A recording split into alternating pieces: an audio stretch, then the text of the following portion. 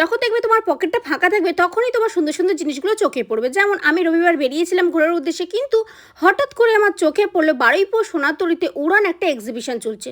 তো সেখানে না গিয়ে আর থাকা যায়, চলে গেলাম। কিন্তু এত সুন্দর সুন্দর কালেকশন দেখে আমার তো চোখ কপালে উঠে গেছিলো। মনে হচ্ছিল ইস, টাকাটা কেন আনলাম না, আর কেন আমি এই সুন্দর সুন্দর জিনিসগুলো রেখে চলে যাচ্ছি। যে এখানে যে আংটিগুলো ছিল আমার এত পছন্দ হচ্ছিল, কিন্তু একটু দামও ছিল, আর এই সময় আমার কাছে টাকা সেরকম ছিল না। আর এই শাড়িটা উফ এত ভালো লেগেছিল, পুরোটাই নাকি হাতের কাজ আর এত সুন্দর পিওর কাজ, সিরিয়াসলি দেখে চোখ ফেরানো যাচ্ছিল না। হ্যাঁ, তবে কিন্তু আমি খালি হাতে ফিরে আসিনি, আমি শাড়ি কুর্তি দুটোই কিনে নিয়ে এসেছি। এই যেমন এই দিদিটার কাছে শাড়ির কালেকশনগুলো কিন্তু অসাধারণ ছিল, প্রত্যেকটা নাকি উনি নিজেই বানিয়েছেন। এই কুর্তিটা না আমি নিয়েছি, আর এই কাজটা দেখো কত সুন্দর, শাড়িগুলোও কিন্তু অনেক ভালো লাগছিল। তার সাথে সাথে আর একটা দিদির দোকানে চলে গেলাম, সেখানে আমি একটা শাড়ি নিয়েছিলাম। তো তোমাদের কেমন লাগলো সেটা কিন্তু কমেন্টে জানাতে ভুলো না। আজকের মতো আসি, টাটা।